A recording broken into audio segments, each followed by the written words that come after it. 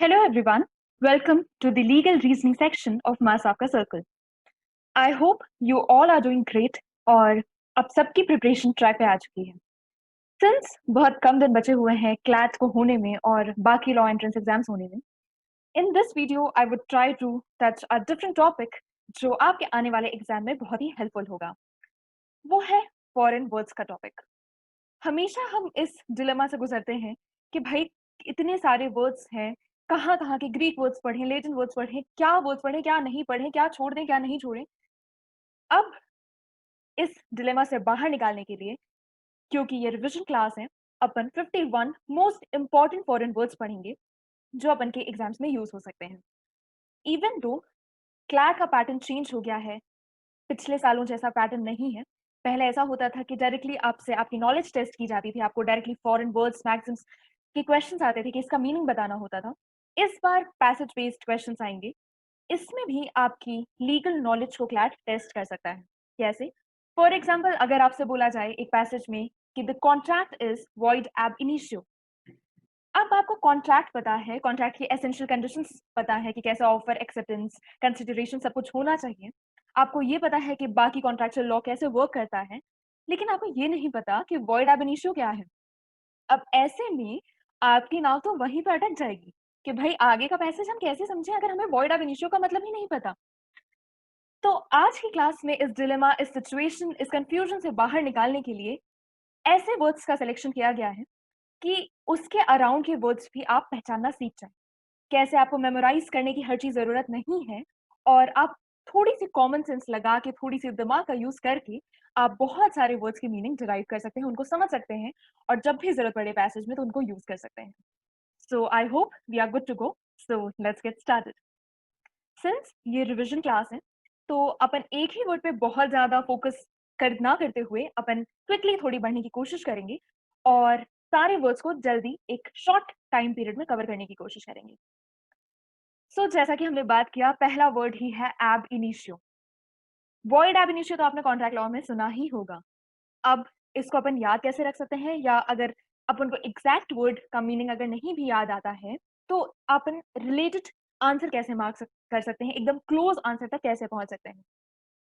एब initio, initio sounds like initial, right? तो initial का मतलब क्या होता है? एक तरह से शुरुआत या बिगिनिंग। तो एब इनिशियो का मतलब हो गया फ्रॉम द बिगिनिंग। तो जब अगर अपन बात करते हैं कि कॉन्ट्रैक्ट इज वॉइड एब इनिशियो, मतलब कॉन्ट्रैक्ट शुरुआत से ही वॉइड था, from the beginning he void था। ठीक है, मतलब जिस दिन से वो कॉन्ट्रैक्ट बना उस दिन से ही वो वॉइड है। एब इनिशियो का मतलब सिंपल तरीके से अपन समझ लिए, इनिशियो साउंड्स लाइक इनिशियल, तो उसका मीनिंग हो गया from the beginning. Next word ही बहुत इजी सा वर्ड है और जब भी आप क्लैट की प्रिपरेशन स्टार्ट भी किए होंगे, तभी इस वर्ड से आपका आमना-सामना हुआ होगा। एक्टस रियस। एक्टस रियस तो सुनते ही अपन के दिमाग में क्रिमिनल लॉ याद आ जाता है। क्रिमिनल लॉ की 2 एसेंशियल कंडीशंस होती हैं, पहला मेंस रिया, दूसरा एक्टस रियस। मेंस रिया की तो बात अपन आगे करेंगे। एक्टस रियस क्या होता है? कैसे समझेंगे? Acts, acts sounds like act, मतलब जो एक्शन या ओमिशन जो अपन बात करते हैं क्रिमिनल लॉ में, जो गिल्टी एक्शन या ओमिशन जो अपन बात करते हैं क्रिमिनल लॉ पे, वो हो गया एक्टस रियस। तो एक्टस रियस की मीनिंग भी आपको ऐसे सिंपली बहुत अच्छे से समझ आ गई होगी। अब नेक्स्ट वर्ड है add infinitum.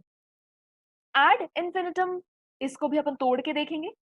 Infinitum, infinitum sounds like infinity, ठीक है? इन्फिनिटी का मतलब क्या होता है? जिसका कोई एंड नहीं है, ठीक है? या जो फॉरएवर चलने वाली चीज़ हो। तो इससे भी अपन ईज़िली डिराइव कर सकते हैं, इन्फिनिटम साउंड्स लाइक इन्फिनिटी, तो एड इन्फिनिटम का मतलब हो गया टू इन्फिनिटी या टू कंटिन्यू फॉरएवर, जो चीज़ अनंत काल तक चले, जिसका कोई एंड ना हो, ठीक है? जो चलता ही जाए, उसको बोलेंगे एड इन्फिनिटम। नेक्स्ट वर्ड का भी आपने यूसेज कॉन्ट्रैक्ट लॉ में बहुत बार देखा होगा, ad idem. Consensus ad idem के टर्म्स में आपने इसको देखा होगा। एड इडम का सिंपल सा मीनिंग होता है इन अग्रीमेंट, ठीक है? अगर दो इंसान किसी एक चीज पे अग्री कर रहे हैं, एक अग्रीमेंट पे आ रहे हैं, एक सेटलमेंट पे आ रहे हैं, तो वो हो जाएगा एड इडम। तो जब अपन कॉन्ट्रैक्ट लॉ की बात करते हैं कि कंसेंसस एड इडम, तो उसका मतलब हो जाता है मीटिंग ऑफ माइंड्स, या दो जो लोग हैं उनका जो एक आइडिया है, एक सेटलमेंट पे जब वो आ रहे हैं तो उनके मीटिंग ऑफ माइंड्स हो रहा है, उनका एक तरह से इंटेंशन, उनका कंसेंट मैच करके एक अग्रीमेंट तक ला रहा है, तो वो हो गया consensus ad idem. Next word, इसको भी अपन साउंड वाली ट्रिक से देखेंगे, वो है एड वेलोरम। अब एड वेलोरम क्या होगा? सिंपल सा मीनिंग तोड़ के देखो, वेलोरम। वेलोरम साउंड्स लाइक वैल्यू, तो इसका सिंपल मीनिंग है अकॉर्डिंग टू द वैल्यू। तो जब भी अपन को कहीं भी अगर पैसेज में लिखा मिलता है कि एड वेलोरम, तो अपन समझ जाएंगे according to the value. Next word है, बहुत इंटरेस्टिंग वर्ड है, आए दिन कहीं ना कहीं अपन को ये सुनने मिल जाता है, वो है एलिबाई। सुनने में ऑफेंस के टर्म्स में अगर ना भी मिले, तो अपन घर पे भी बहुत यूज करते हैं। अपन के हाथों कोई चीज अगर टूट जाती है और अपन को ब्लेम करना होता है अपने सिबलिंग को, तो अपन बहुत इजी तरीके से बोल देते हैं ना कि भाई जब ये टूटा तो हम तो उस जगह पे थे ही नहीं, ठीक है, हम तो कहीं और थे। मतलब अपन उस प्लेस पे ही नहीं है, अपन किसी अनदर प्लेस पे हैं। तो ऐसे में जो बर्डन है वो शिफ्ट हो जाएगा सिबलिंग पे और आप बच जाएंगे। तो सिमिलर कॉन्सेप्ट यूज होता है एलिबाई में। एलिबाई बेसिकली एक्यूज्ड जो होता है वो डिफेंस लेता है कि जब क्राइम कमिट हो रहा था तो मैं क्राइम सीन पे ही नहीं था, तो मेरे क्राइम कमिट करने का तो क्वेश्चन ही नहीं उठता। तो जब वो डिफेंस लेता है कि मैं किसी दूसरे प्लेस पे था, तो वो डिफेंस हो जाता है एलिबाई का। एमिकस क्यूरी, अब इससे रिलेटेड बहुत सारे वर्ड्स भी अपन सीखने वाले हैं। एमिकस क्यूरी एक ऐसी पार्टी होती है जो डिस्प्यूट में नहीं होती। फॉर एग्जाम्पल अगर कोर्ट में दो लोग आते हैं, उनके बीच कोई विवाद होता है, कोई डिस्प्यूट होता है, कोई फाइट चल रही होती है, तो उन दो पार्टी को छोड़ के जो एक अलग से पार्टी है, वो होगी एमिकस क्यूरी। उसका काम क्या होता है?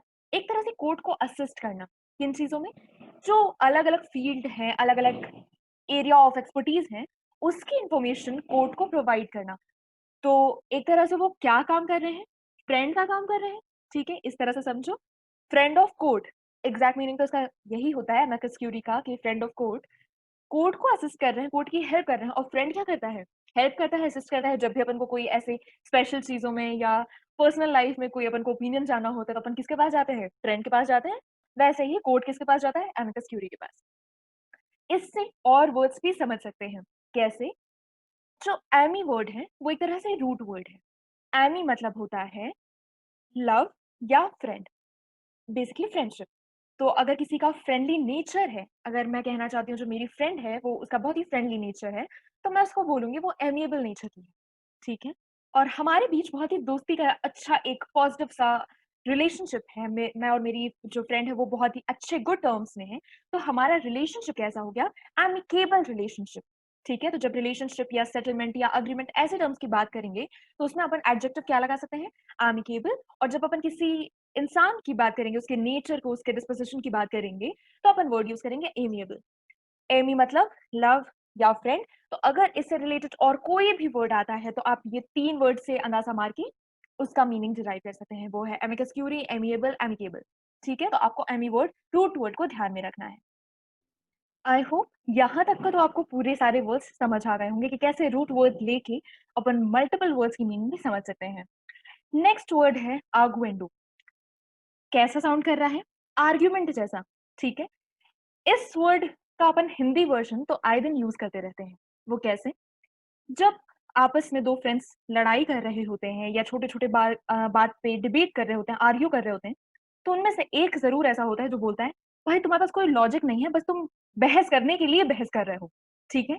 तो उसी का जो ये फॉरेन वर्ड है वो है आर्गुएंडो, जिसका मतलब होता है for the sake of argument, ठीक है। बहस करने के लिए बहस कर रहे हो, मतलब for the sake of argument, तुम आर्ग्यूमेंट दे रहे हो, ठीक है।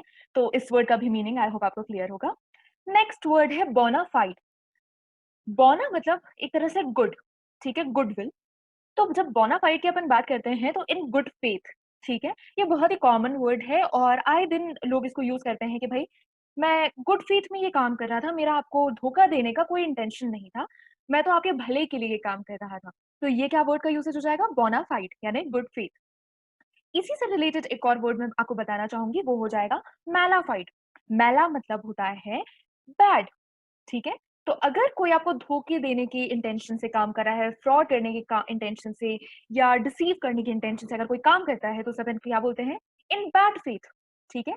और उसका जो फॉरेन वर्ड होगा वो क्या होगा? मैलाफाइड। तो मैला वर्ड का अगर कहीं भी यूसेज हो, तो आप उसको एक तरह से बैड की तरह से, बैड इंटेंशन की तरह से ट्रीट कर सकते हैं। बोनाफाइड अगर हो तो आप उसको अच्छे इंटेंशन की तरह से ट्रीट कर सकते हैं।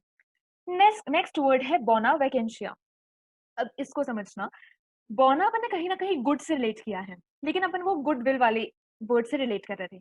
अगर इसको सिर्फ वर्ड की तरह देखा जाए तो बोना यानी गुड, वैकेंशिया यानी एक तरह से जिसका कोई ओनर ही नहीं है। तो जिस गुड का ओनर नहीं है यानी जो ओनरलेस गुड है वो हो जाएगा बोना वैकेंशिया। ठीक है, तो अपन ने एक तरफ good intention, good will, good faith की बात की और दूसरी तरफ अपन गुड यानी समान के टर्म्स में भी बात कर रहे हैं। नेक्स्ट वर्ड है जो आपने कहीं ना कहीं आए दिन सुना होगा और कहीं ना कहीं जब आप शॉपिंग करने जाते हैं तो दुकानों पे लिखा भी होता है कि ग्राहक सतर्क रहे। ठीक है, उसी का जो फॉरेन वर्ड है वो है केवियट एम्प्टर। कॉन्ट्रैक्ट में बहुत यूज होता है। तो केवियट एम्प्टर, केवियट का मतलब होता है कि लेट हिम बीवेयर, उसको सतर्क रहने दो। ठीक है, जब केवियट एम्प्टर की बात करते हैं तो लेट द बायर बीवेयर, मतलब बायर सतर्क रहे। यानी कोई भी अगर वो सामान खरीद रहा है तो ये उसकी भी तो रिस्पॉन्सिबिलिटी बनती है ना कि वो देख परख के सामान खरीदे। पूरा ब्लेम वो अगर शॉपकीपर पे डालेगा अगर कुछ नुकसान होता है तो वो भी सही नहीं है ना। उसकी भी तो रिस्पॉन्सिबिलिटी है कि एक्सपायरी डेट चेक करके देखें, और ऐसी छोटी-छोटी के पैकेट खुला तो नहीं था, ये सारी चीज़ें तो बायर भी करके देख सकता है। तो केवियट एम्प्टर का मतलब हो गया लेट द बायर बीवेयर और केवियट का मतलब let him beware. Next word है सर्श्योरिटी। इस वर्ड के पहले मैं आपको एक क्विक क्विज देना चाहूंगी। कमेंट बॉक्स में जरूर पोस्ट करें अगर आप इस पार्ट तक वीडियो के पहुंच चुके हैं तो। सर्श्योरिटी एक तरह से एक रिट है जो सुप्रीम कोर्ट या हाई कोर्ट के सामने अपन फाइल करते हैं। ठीक है, सुप्रीम कोर्ट में कॉन्स्टिट्यूशन के किस आर्टिकल के अंडर रिट्स दिए हुए हैं और हाई कोर्ट में किस आर्टिकल, किस कॉन्स्टिट्यूशन के आर्टिकल के अंडर रिट्स दिए हुए हैं, ये आपको कमेंट बॉक्स में पोस्ट करना है। सर्श्योरिटी एक तरह से रिट है। इसका मतलब क्या होता है? To be certified. ठीक है, मतलब अपन हाई कोर्ट या सुप्रीम कोर्ट के पास जाते हैं इस पिटिशन के साथ या इस प्रेयर के साथ कि भाई जो लोअर कोर्ट ने जो डिसीजन दिया है उसको आप सर्टिफाई करो, आप उसको एक तरह से रिव्यू करो कि वो सही है कि नहीं है। सिर्फ लोअर कोर्ट ही नहीं, अगर कोई ऐसा एडमिनिस्ट्रेटिव ट्रिब्यूनल है तो उसके भी डिसीजन को सेट असाइड करने या उसकी परख करने के लिए अपन अपर कोर्ट में अपील दायर करते हैं। तो ये हो गया writ of certiorari. Don't forget to post the comment and tell me the answer. Next word बहुत ही सिंपल सा वर्ड है, वो है de facto. Facto sounds like fact, exactly fact. तो डी फैक्टो हो गया इन फैक्ट, मतलब जो एक तरह से तथ्य है। ठीक है, फैक्ट के बेसिस पे हो सकता है लॉ उसको प्रिस्क्राइब कर रहा हो, नहीं कर रहा हो, वो अलग बात है। नेसेसरी नहीं है कि लॉ उसको एक तरह से बैकिंग दे रहा हो, लेकिन तथ्य है डी फैक्टो। ठीक है, डी ज्योर मतलब इन लॉ। जैसे हमने बात की थी डी फैक्टो की इन फैक्ट, वैसे ही डी ज्योर की बात करते हैं तो वो हो जाता है इन लॉ। कैसे कैसे याद रखेंगे? Jure, de jure. De jure sounds like jury, और ज्यूरी का काम क्या होता है? जस्टिस दिलाना। जस्टिस कहाँ से मिल रहा होता है? लॉ के द्वारा। थोड़ी सी फार फेच्ड है, लेकिन ये जब अपन वर्ड बोलते हैं, प्रोनाउंस करते हैं, तो एक बार में अपन के दिमाग में यही इमेज फॉर्म होती है। इवन अगर आप लॉ एस्पिरेंट नहीं है तो लेमैन के भी दिमाग में यही इमेज फॉर्म होगी। ज्योर से ज्यूरी आता है, ज्यूरी से जस्टिस, जस्टिस कहाँ से मिलेगा? लॉ से। ठीक है, तो डी ज्योर का मतलब हो जाता है इन लॉ। नेक्स्ट बहुत सिंपल सा वर्ड है, साउंड का खेल है, de minimis. Minimis sounds like minimum. ठीक है, मतलब कोई भी चीज जो इतनी छोटी है, इतनी मिनिस्क्यूल है, इतनी टाइनी है कि अगर ऐसा कोई मैटर डी मिनिमस टाइप का अगर कोई मैटर अपन कोर्ट के पास लेके जाएंगे ना तो उसको कंसीडर नहीं करेगा। अब छोटे छोटे अगर भाई बहन का झगड़ा चल रहा है, छोटे लेवल का, कि भाई तुमने मेरे लेस का पैकेट क्यों खा लिया, ये लेके अगर हम कोर्ट में चले जाते हैं तो ये बहुत ही ट्रिवियल मैटर है, ये बहुत ही टाइनी, बहुत ही छोटा मैटर है। तो कोर्ट इसको कंसीडर नहीं करेगा, इसको डील नहीं करेगा। तो ये क्या हो गया? D minimus. आई होप यहाँ तक के भी सारे वर्ड्स आपको क्लियर हैं। नेक्स्ट वर्ड है डोनेशियो मोर्टिस कॉजा। डोनेशियो मोर्टिस कॉजा कैसा साउंड कर रहा है? डोनेशियो मतलब साउंड्स लाइक डोनेशन। ठीक है, तो इसका मतलब हो जाता है गिफ्ट ड्यू टू डेथ। मतलब अगर कोई ऐसा व्यक्ति जो एक्सपेक्ट कर रहा है कि उसकी नियर फ्यूचर में उसकी डेथ हो सकती है और वो अपनी पर्सनल प्रॉपर्टी से किसी व्यक्ति को अपनी कोई गिफ्ट करता है, फॉर एग्जाम्पल कोई प्रॉपर्टी का एक पोर्शन से गिफ्ट करता है, तो वो हो जाता है डोनेशियो मोर्टिस कॉजा। मोर्टिस एक तरह से डेथ का सिग्नल है। ठीक है, डोनेशियो मोर्टिस कॉजा। एक चीज ध्यान रखनी है कि जो डोनेशियो मोर्टिस कॉजा है वो जब व्यक्ति की डेथ हो जाती है उसके बाद ही वो इन एक्चुअल टर्म्स वो प्रॉपर्टी ट्रांसफर होती है। आई होप ये क्लियर हो गया होगा। नेक्स्ट वर्ड है एडजस्टम जेनेरिस। ये वर्ड आपको बहुत बार यूज करने को मिलता होगा या बहुत बार आपने इसका यूसेज देखा होगा। कहाँ? ऐसे स्टैट्यूट्स जो बहुत ही लूजली फ्रेम्ड होते हैं, जिसका एग्जैक्ट मीनिंग वो मतलब उसके वर्ड से नहीं क्लियर होता है। तो जब कोर्ट उसका मीनिंग डिराइव करता है, उसको उसको इंटरप्रेट करता है, तब एडजस्टम जेनेरिस का कॉन्सेप्ट अराइज होता है। फॉर एग्जाम्पल, जैसे जब आर्टिकल 12 व्हाट इज स्टेट, इसके ऊपर जब डिस्कशन चल रहा था, तो उसमें जो वर्ड्स हैं लोकल अथॉरिटीज या अदर अथॉरिटीज, तो अदर अथॉरिटीज को इंटरप्रेट करने के लिए कोर्ट ने बोला कि भाई जिस तरह से ऊपर दी गई हुई अथॉरिटीज हैं, फॉर एग्जाम्पल सेंटर की अथॉरिटीज, स्टेट की अथॉरिटीज, वैसे ही लोकल अथॉरिटीज जिसमें म्यूनिसिपल कॉर्पोरेशन और ये सारी चीजें इंक्लूड होंगी, उसी लाइन में अगर वैसा सिमिलर फंक्शन, वैसे सिमिलर काइंड की अगर कोई अथॉरिटी होगी, तो उसको ही अपन अदर अथॉरिटीज में कंसीडर करेंगे। यहाँ पे अपन कॉन्सेप्ट अप्लाई करेंगे एडजस्टम जेनेरिस का। ठीक है, तो इसका मतलब क्या हुआ? ऑफ द सेम काइंड, जिस तरह से इसके पहले की चीजें दी गई हैं, उसी के सिमिलर काइंड वाली चीजों को ही हम आगे इंक्लूड करेंगे। तो इसका जो मीनिंग है वो तो है of the same kind. Next word है एक्स पार्टी। ये कोर्ट की प्रोसीडिंग्स के दौरान बहुत बार ऐसी सिचुएशन अराइज होती है कि जो एक पार्टी होती है, वो हो सकता है वो वहां पे प्रेजेंट ना हो या तो उसको रिप्रेजेंट ही ना किया गया हो, और एक पार्टी को ही सुन के अगर कोई जजमेंट दे दिया जाए या एक पार्टी ही वहां प्रेजेंट रहे किसी भी ट्रायल में या किसी भी कॉन्फ्लिक्ट या किसी डिस्प्यूट के हियरिंग में, तो वो होता है एक्स पार्टी। याद कैसे रखेंगे? एक्सक्लूड कर दिया एक पार्टी को। कैसे याद रखेंगे? पार्टी जैसे एक पार्टी को एक्सक्लूड कर दिया, तो वो हो जाएगा एक्स पार्टी। ठीक है, मतलब एक पार्टी या तो रिप्रेजेंट नहीं की गई है या प्रेजेंट नहीं है, तो ऑन द पार्ट ऑफ। ठीक है, नेक्स्ट वर्ड है एक्स पोस्ट फैक्टो। ये वर्ड तब यूज बहुत ज्यादा होता है जब कोई ऐसा लेजिस्लेशन पार्लियामेंट पास करती है या स्टेट असेंबलीज ऐसे लेजिस्लेचर को पास करती हैं जो पुरानी किसी डेट से एक्टिव हो जाए, यानी उसका रेट्रोस्पेक्टिव इफेक्ट हो। ठीक है, फॉर एग्जाम्पल अगर क्रिमिनल लॉ के टर्म्स में बात की जाए और कोई ऐसा लॉ आता है या कोई ऐसा एक्ट आता है जो एक पर्टिकुलर काइंड ऑफ एक्टिविटी या पर्टिकुलर काइंड ऑफ एक्ट को ऑफेंस की तरह डिटरमाइन करता है, लेकिन जिस दिन पे वो एक्ट किया गया था किसी एक इंसान द्वारा, उस दिन पे तो वो ऑफेंस नहीं था, तब उसने वो एक्ट किया था।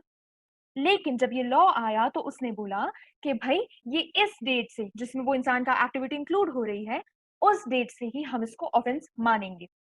ठीक है, तो ऐसे केसेस में जिसका रेट्रोस्पेक्टिव इफेक्ट होता है, यार मतलब after the fact, x post facto. Post यानी क्या होता है? आफ्टर, तो इसका लिटरल मीनिंग तो हो गया आफ्टर द फैक्ट, तो जिसका बेसिकली रेट्रोस्पेक्टिव इफेक्ट हो जाए तो उसे बोलते हैं एक्स पोस्ट फैक्टो। नेक्स्ट बहुत ही इजी वर्ड है, आपने पूरे क्लैट प्रिपरेशन या किसी भी लॉ एंट्रेंस एग्जामिनेशन की प्रिपरेशन के दौरान मल्टीपल टाइम सुना होगा।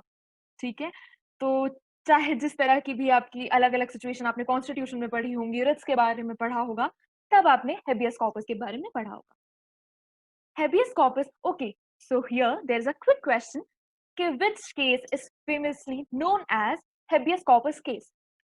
Don't forget to write its answer in the comment section कि habeas corpus case के नाम से कौन सा केस फेमस है। तो habeas corpus, इससे तो आपको हिंट मिल गई कि ये एक तरह का रिट है जो सुप्रीम कोर्ट या हाई कोर्ट के पास होता है। आर्टिकल का क्वेश्चन मैंने ऑलरेडी पूछ रखा है previous part of the video में कि रिट्स कहाँ पे दिए हुए हैं। हेबियस कॉर्पस का जो मीनिंग होता है वो होता है you may have the body. ये रिट बेसिकली आपको प्रोटेक्ट करता है एक अनलॉफुल डिटेंशन के अगेंस्ट, कि अगर आपको बिना किसी रीजन के, बिना ड्यू प्रोसेस ऑफ लॉ को फॉलो किए हुए आपको डिटेन कर लिया जाए, आपकी फ्रीडम ऑफ मूवमेंट को रिस्ट्रिक्ट कर दिया जाए, आपको कहीं पे रोक के रखा जाए, आपको कहीं उठा के बंद कर दिया जाए, किसी प्रिजन में डाल दिया जाए, और आपको रीजन नहीं दिया जा रहा है, आपके ऊपर कोई चार्जेस जो लगे आपको बताए नहीं जा रहे हैं, चार्जेस लगाए हैं कि नहीं ये भी नहीं बताया जा रहा है, तो ऐसे सिचुएशन में writ of habeas corpus upon use कर सकते हैं। तो हेबियस कॉर्पस का मतलब हो गया you may have the body. Next word है इन पारी डिलेक्टो।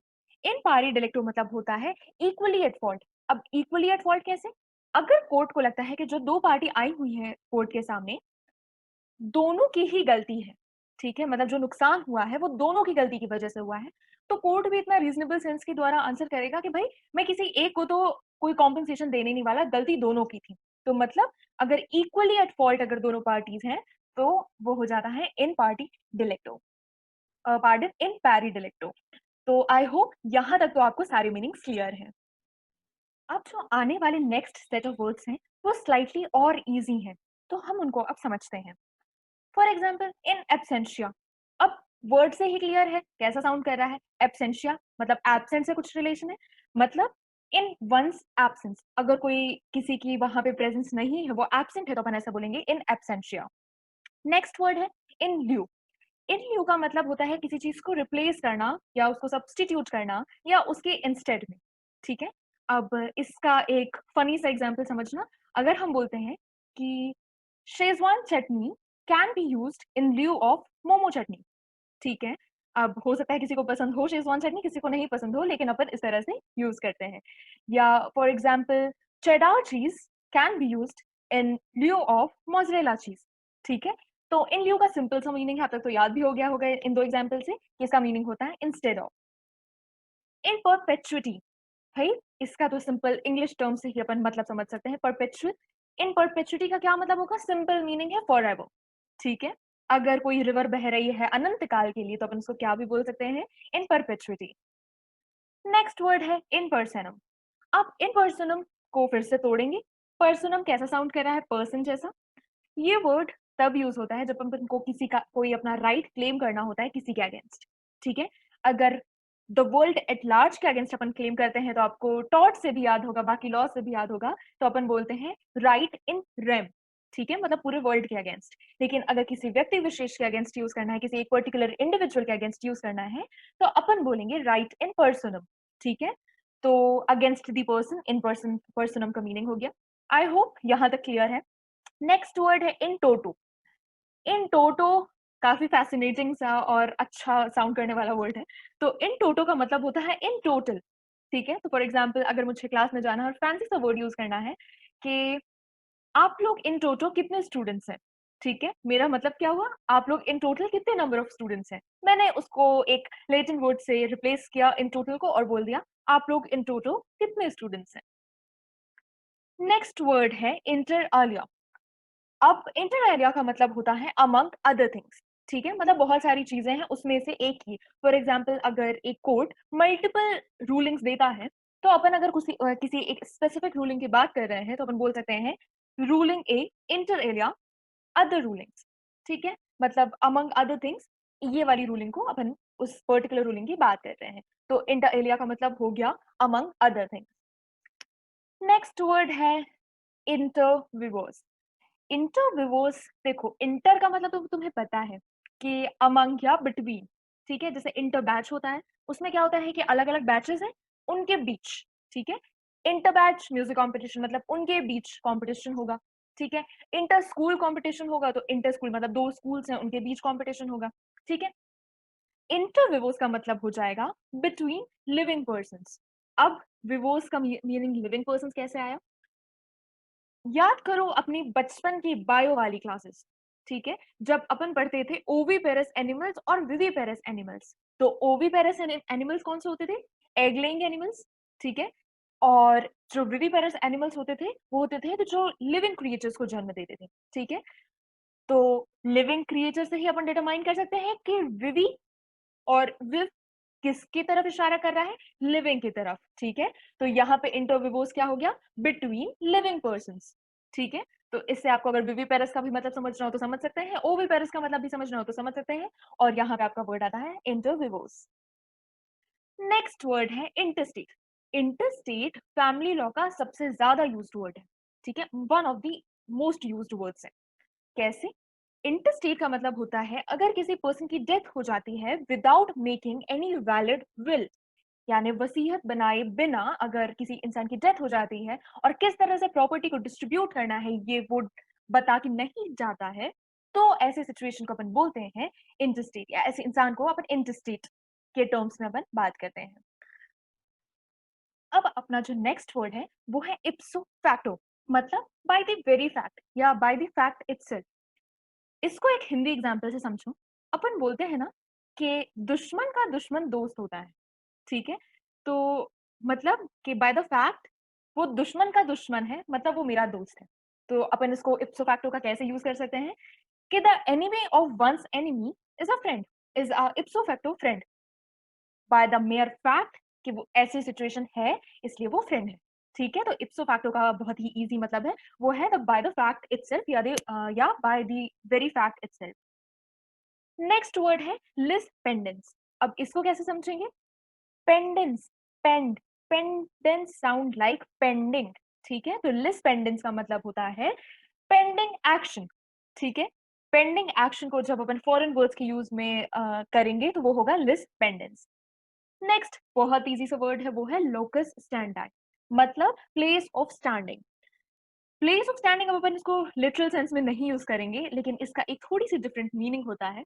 वो क्या होता है कि भाई एक इंसान की क्या पोजीशन है। अगर मैं एक इंसान हूं और मेरी क्या पोजीशन है, मेरे पास ये अधिकार है कि मैं किसी के अगेंस्ट एक एक्शन फाइल कर सकती हूँ, और साथ साथ में मेरे पास ये भी अधिकार है कि मुझे सुना जाए। ठीक है, कोर्ट मुझे सुने, the my right to be heard.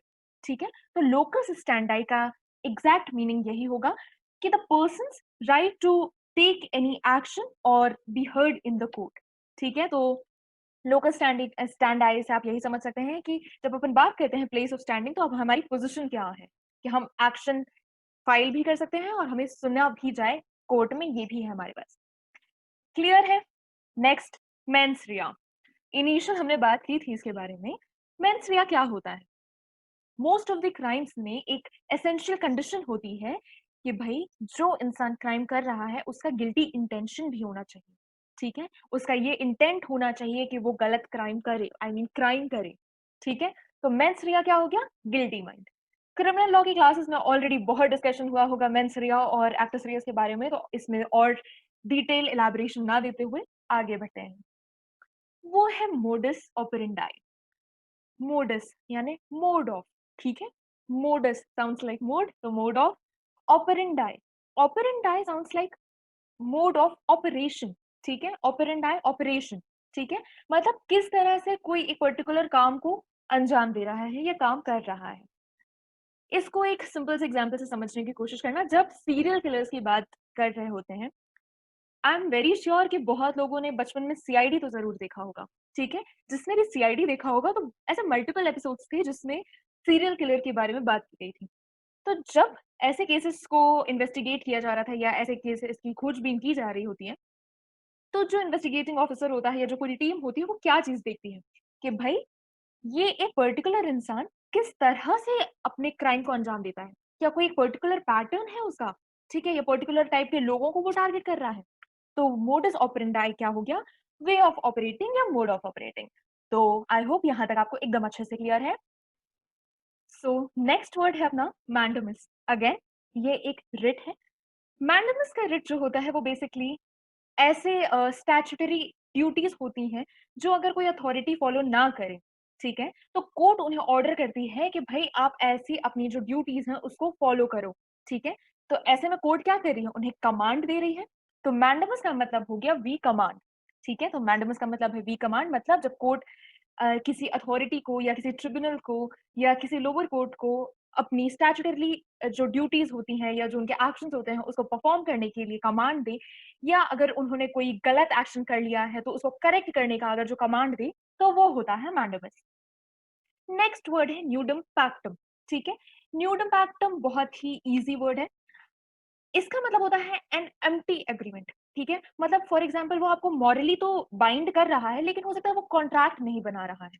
ठीक है, अब कॉन्ट्रैक्ट कैसे नहीं बनाएगा? अगर उसमें कंसिडरेशन ही नहीं है तो भाई कॉन्ट्रैक्ट कैसे बनेगा? और हमने तो समझा है कि कॉन्ट्रैक्ट में कंसिडरेशन बहुत ही इंपॉर्टेंट रोल प्ले करता है।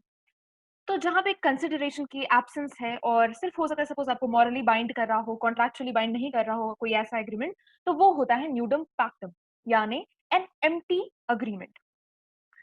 Next word है pari-passu. That is, pari-passu is a very simple word. It means in equal footing. ठीक है, या with equal step.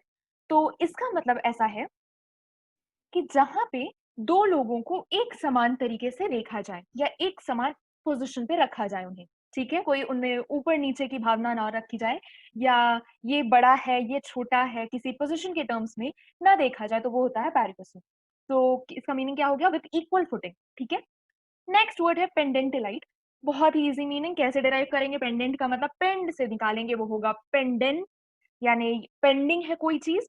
और लाइट को ध्यान से देखना, लाइट को थोड़ी सी अपन तोड़ के समझेंगे, LIT, ये लिटिगेशन का भी इनिशियल्स है LIT। तो पेंड और LIT को देखो, पेंडिंग लिटिगेशन, मतलब कोई ऐसी चीज कि during the pendency of litigation अगर हो रही है तो उसे अपन बोलेंगे पेंडेंटिलाइट। क्लियर है? पेंडेंटिलाइट का मतलब during dependency of litigation. Next word है पर कैपिटा। भाई अब ये तो आप बहुत इजीली तरीके से समझ सकते हो, आए दिन यूज होता है कि per capita income, per capita ये, पर कैपिटा वो। अब पर कैपिटा का मतलब क्या होगा? पर हेड, बाय हेड काउंट करें, नंबर ऑफ इंसानों को, नंबर ऑफ पर्सन को काउंट करके अगर कोई चीज को डिवाइड किया जा रहा है तो वो हो जाएगा पर कैपिटा। नेक्स्ट वर्ड है परसे। परसे का सिंपल सा मीनिंग होता है बाय इटसेल्फ। ठीक है, फॉर एग्जाम्पल अगर मुझे बोलना है कि जो एक्टर्स थे उनकी एक्टिंग तो अच्छी थी, लेकिन जो मूवी थी वो बहुत अच्छे ढंग से नहीं बनाई गई थी। ठीक है, तो मैं इसको ऐसे भी बोल सकती हूँ, the acting of actors was good per se, but the movie was not good at all, या was not made in a good way. ठीक है, तो इस तरह से पर से का अपन यूज कर सकते हैं। तो पर से का मतलब क्या हुआ? बाय इटसेल्फ या इनहेरेंटली। तो एक्टर्स की एक्टिंग इनहेरेंटली अच्छी थी या बाय इटसेल्फ अच्छी थी, लेकिन मूवी एज अ होल अच्छी नहीं थी। नेक्स्ट वर्ड है प्राइमा फेसी। प्राइमा फेसी बहुत आजकल यूज में है कि पहली नजर में आपको केस कैसा दिख रहा है। ठीक है, पहली बार अगर आप देखते हैं या जो फर्स्ट इंप्रेशन है, जो फर्स्ट साइट में आपको कोई भी केस कैसा दिख रहा है, आप उसके लिए क्या क्लेम करेंगे कि भाई वो सुसाइड का केस था, कि वो मर्डर का केस था, कि एक्सीडेंट था? आप फर्स्ट इंप्रेशन में उसे क्या समझते हैं? तो इसका मीनिंग हो गया प्राइमा फेसी यानी at first sight. Next word है प्रो बोनो। प्रो बोनो होता है मतलब फॉर पब्लिक गुड। ठीक है, मतलब पब्लिक इन जनरल की भलाई के लिए अगर कोई काम किया जा रहा होता है तो अपन उसको बोल देते हैं प्रो बोनो। याद रखने का तरीका, अगर किसी ने यहाँ पे जितने भी स्टूडेंट्स हैं और किसी ने अगर सूट्स देखा होगा, तो ड्यूरिंग द एंड सीजन्स जो माइक क्रॉस होता है, माइक प्रो बोनो केसेस लेने लगता है। वो केसेस कैसे होते हैं कि पब्लिक गुड को बेनिफिट कर रहे होते हैं ऐसे केसेस। ठीक है, तो जो प्रो बोनो हो गए वो क्या होगा? Public good, for public good. Next word है प्रोरेटा। प्रोरेटा भी बहुत सिंपल सा वर्ड है, ये होता है इन प्रपोर्शन। ठीक है, मतलब इस प्रपोर्शन में इसको इतना सैलरी दी जाएगी, इस प्रपोर्शन में इसको इतना सैलरी दी जाएगी, एंड सो ऑन। तो प्रोरेटा सिंपल वर्ड है, इसका लिटरल मीनिंग ही समझ लो, वो हो जाएगा इन प्रपोर्शन। नेक्स्ट वर्ड है प्रो टेम्पोर। अब प्रो से तो अपन निकाल दिए, फॉर समझ रहे हैं। ठीक है, फॉर द टेम्पर। अब टेम्पर को और किससे साउंड कर रहा है? टेम्परेरी से। ठीक है, मतलब जो चीज टेम्परेरी है तो प्रो टेम्पोर हो जाएगी फॉर द टाइम बी, यानी जो टेम्परेरी चीज है उसे अपन बोलेंगे प्रो टेम्पोर। तो आई होप यहां तक भी आपको सारे वर्ड्स क्लियर है। अपना नेक्स्ट वर्ड है वो है क्वांटम मेरुइट। क्वांटम मेरुइट कैसे समझ सकते हैं? क्वांटम का मतलब क्या होता है? अमाउंट। ठीक है, और मेरुइट साउंड्स लाइक मेरिट। तो मतलब जितना एक इंसान डिजर्व करता है उतना अमाउंट उसको मिलना चाहिए। फॉर एग्जाम्पल अगर मैं आपको एक गुड या कोई सर्विसेज प्रोवाइड करती हूँ तो मुझे उतना ही अमाउंट या उतना ही पैसे मिलेंगे जितना का वो गुड या वो सर्विस वर्थ होगी। ठीक है, तो क्वांटम मेरिट, क्वांटम से अमाउंट, मेरिट से मेरिट, और मतलब जितना डिजर्व करते हैं उतना अमाउंट। नेक्स्ट वर्ड है क्वी प्रो क्यो। ये बहुत ही इजी वर्ड है और आई एम वेरी श्योर कि आपके ये डे टू डे लाइफ में जरूर यूज होने लगेगा। तो अर्लियर टाइम्स में आपने पढ़ा होगा कि बार्टर सिस्टम होता था, मतलब एक चीज दो तो उसके बदले एक चीज मिलती थी। ठीक है, तो बेसिकली वही है क्वी प्रो क्यो, मतलब समथिंग फॉर समथिंग। इसका एग्जांपल एनसीईआरटी में बहुत फेमसली दिया होता है कि अगर आपको ग्रेन्स चाहिए तो आप ग्रेन्स एक इंसान से लेते हो और उसके बदले अपनी काउस को दे देते हो। ठीक है, तो समथिंग फॉर समथिंग, तो ये क्या हो गया? क्वी प्रो क्यो। नेक्स्ट वर्ड है कोवर्रेंटो। ठीक है, तो ये भी एक रिट है। इसका मतलब होता है बाय व्हाट अथॉरिटी। ठीक है, इसका सिंपल सा मीनिंग है बाय व्हाट अथॉरिटी। अगर आपको लगता है कि कोई इंसान एक ऐसी पोजीशन होल्ड कर रहा है जिसकी प्री रिक्विजिट कंडीशंस वो फुलफिल नहीं करता है या वो उसके लिए एलिजिबल नहीं है, तो आप ये रिट लगा सकते हैं कि भाई बाय व्हाट अथॉरिटी आप यहाँ पे ये पोजीशन होल्ड कर रहे हो। तो इसका भी मीनिंग बहुत ही सिंपल था। नेक्स्ट वर्ड है टॉर्ट लॉ में भी हमने इसको समझा है रेस इप्सा लॉकेटर। लॉक LOQ का मतलब मोस्टली होता है स्पीक, बोलने से रिलेटेड होता है। तो रूट वर्ड जो LOQ है वो बोलने से रिलेटेड होता है। तो रेस इप्सा लोकेटर मतलब, अब देखो जैसे हमने इप्सो फैक्टो वाली चीज में भी इप्सो का वर्ड यूज किया था, यहाँ पे वैसे ही रेस इप्सा लोकेटर का मतलब है थिंग्स स्पीक फॉर देमसेल्व्स।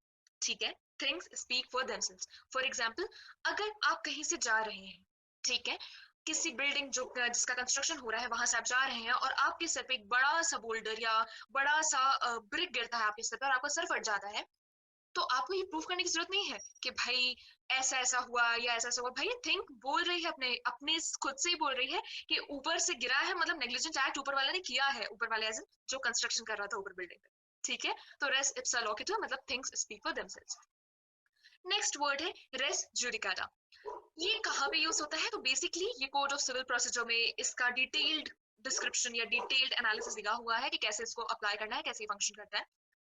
अगर कोई केस अगर कोई केस किसी कोर्ट में किसी पार्टी के बीच डिसाइड हो गया है, डिसाइड कर दिया गया है, ठीक है, तो कोर्ट तब ये रेस जुडिकाटा का प्रिंसिपल यूज करेगी अगर वही पार्टी सेम वही इशू लेके दोबारा उस कोर्ट में पहुंच जाए। क्या बोल के कि भाई हमें फिर से ये केस उठाना है और कोई नया एविडेंस, नया कुछ भी नहीं, कोर्ट को समझ आ रहा है कि सेम उसी रीजन के कारण वो दोबारा से आ रहे हैं, सेम पार्टी आ रही है सेम इशू लेके, तो कोर्ट बोलेगी कि ये ऑलरेडी सेटल्ड है, ये इशू ऑलरेडी सेटल कर दिया है आप इन दो पार्टी के बीच, तो हम रेस जुडिकाटा का प्रिंसिपल लगाएंगे कि अब हम इसको आगे नहीं बढ़ाएंगे, तो वो जो नेक्स्ट केस वो लेके आएंगे वो स्टैंड नहीं करेगा। तो रेस जुडिकाटा का मतलब क्या हो गया कि the issue has already been settled in the court between same parties. ठीक है, तो now we are actually moving towards the end of this video. Next word is sui generis. बहुत लोगों की इंस्टा बायो पे जरूर देखा होगा sui generis। तो sui generis का मतलब होता है one of the kind, यानी यूनिक। ठीक है, अनोखा, सब में से एक, मतलब जो एक इंडिविजुअल की जो पर्सनालिटी है वो यूनिक है। तो अपन फॉरेन वर्ड के टर्म्स में क्या बोलेंगे? sui generis, one of its kind। ठीक है, लास्ट वर्ड वो है अल्ट्रा वायरस। अल्ट्रा वायरस यानी बियॉन्ड दी पावर्स। ठीक है, बियॉन्ड दी पावर्स मतलब आपको जितनी पावर आपको ऑथराइज की गई है, आप उसके उसके बियॉन्ड जाके अगर कोई एक्शन करते हैं तो वो हो जाएगा अल्ट्रा वायरस। ठीक है, इसका एक बहुत फेमस एग्जांपल है। वो क्या है कि जैसे अगर कंपनी लॉ की जब अपन बात करते हैं, जो कंपनी एक्ट वगैरह है, तो जब आप आगे लॉ स्कूल में पढ़ेंगे तो आपको समझ में आएगा कि एक मेमोरेंडम ऑफ एसोसिएशन होता है। ठीक है, वो एक पर्टिकुलर टाइप की ऑथराइजेशन देता है कंपनी को एक specific some particular kind of acts करने को। अगर कंपनी बियॉन्ड उसके जाके काम करती है तो वो क्या हो जाएगा? Ultra vires. So I hope ये पूरे 51 वर्ड्स प्लस जो एक्स्ट्रा हमने उसके आसपास के वर्ड्स देखे हैं वो आपको क्लियर है। सो आई अज्यूम कि अब जो आने वाली क्लासेस में या आने वाले पर्स एग्जाम्स में जब आपको ये वर्ड्स का यूसेज किया जाएगा तो आपको कॉन्सेप्ट क्लियर रहेगा। जो एक्स्ट्रा वर्ड्स अगर कोई इसके बाहर के वर्ड्स आ जाते हैं तो आप उसका मीनिंग खुद से डिराइव कर सकेंगे और पैसेज को इजीली समझ पाएंगे, उसको उसकी एनालिसिस कर पाएंगे। So here we end the video, so stay tuned for more such informative videos. Thank you so much.